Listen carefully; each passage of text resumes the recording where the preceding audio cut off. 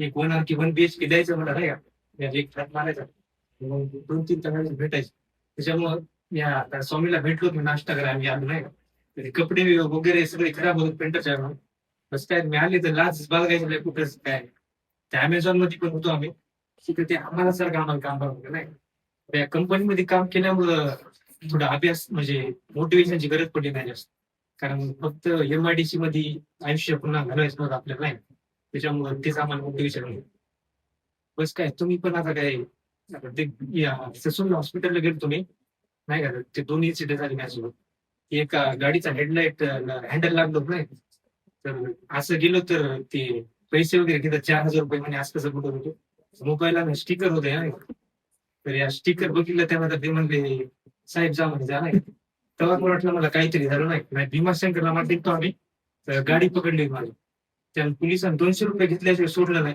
आणि असं आता आम्ही दोनदा गाडी पकडली, ते म्हणजे जा जा काही विषय नाही. म्हणजे काहीतरी झालं असं वाटतं नाही का. तुम्हाला त्याच्यामुळे एखादी तुम्ही पण सरकारी बस नोकरी लागली ना, 100% तुम्हाला त्याचा फायदा होणार आहे. ते जे आता 2 दिवस मेडिकलला गेलता, पोलिसांनी फक्त गाडी साईडला घ्यायला लावली. त्यांनी फक्त फोन लावला कोणाला लोगो दिसला, मग त्याच्या मित्रांनी सांगितलं साहेब आताच पोलीस झालाय. 2 मिनिटात सोडला नाही तर कमीत कमी गाडीचे डॉक्युमेंट नव्हते, यांच्या काही लायसन नाही, काय नाही काय नाही. मग किती त्रास होतो सर्वसाधारण माणसाला. मग तुम्ही बघा, ज्यावेळेस तुम्हाला एखादी सरकारी नोकरी भेटेल, तुमच्या आजूबाजूची इज्जत वाढणार. आता त्याच्या गावातली मिरवणूक आहे उद्याच्याला, आज संध्याकाळी जाणार आहे, हा उद्याच्या मिरवणूक आहे. म्हणजे गावातला त्याचा पहिला पोलीस येतो. स्वामी पण त्याच्या गावातला पहिलाच पोलीस झाला, त्यांच्या गावात PSI होता, आपण पहिलाच आहे. म्हणजे असं काहीतरी करा ना, तुमच्या गावात ते पहिलं पाहिजे. मला तर एकच सांगायचंय, 1 वर्ष तुम्ही आहे ना, डायरेक्ट कोणाचे सण वाढदिवस लग्न काहीच करणार काय, अख्खा दिवस टाइमपास होते. ज्यावेळेस तुम्हाला आहे ना वाटेल नाही याचं फंक्शन आहे, 2-4 तास त्या कार्यक्रमाला जातो. संध्याकाळी किती पण उशीर होते, समजा 8 वाजता एखादी मुलगी आली घरी, 8 ते 10 पर्यंत लॅबला बसा ना. 10 पर्यंत मुली भरपूर असतात, कंपनीत काम करून मुली अभ्यास करतात.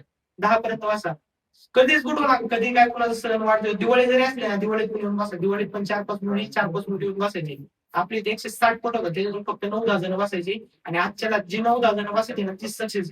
तुम्ही दिवाळी एन्जॉय केली, अख्खा 1 वर्ष तुम्हाला अभ्यास करायला लागेल. त्यांनी दिवाळी एन्जॉय नाही केली, आता अख्खा आयुष्य एन्जॉय करणार आहे. मग तुम्ही त्या पद्धतीने ठरवा, अभ्यास चालू आहे. त्याच्यामुळे तुम्ही पुरेपुरा फायदा करून घ्या. आता 700 रुपये लॅबची फी आहे ना, 700 भागिले 30 करा, दिवसाला किती रुपये खर्च येतोय? 22-23 रुपये. 22-23 रुपये अभ्यासिकेतून वसूल झालेच पाहिजे. त्या पद्धतीने तुम्ही अभ्यास करा. मग सकाळी 6ला लॅब ओपन होते, सकाळी 6ला सकाळी 6 ते दुपारी 12 पर्यंत चांगला अभ्यास होतो. 1 ते 5 झोपायचं टायमिंग आहे. घरी जा, जेवण करा, 1-2 तास रेस्ट करा. परत संध्याकाळी 5 ते रात्री 9 पर्यंत अभ्यास करा. 9ला जेवण घेऊन झोपा तुम्ही. तुम्ही काय करता, आता 10-11 वाजता तर काहींचा अभ्यास पण झालेला असतो. 10-11 काय होणार आहे.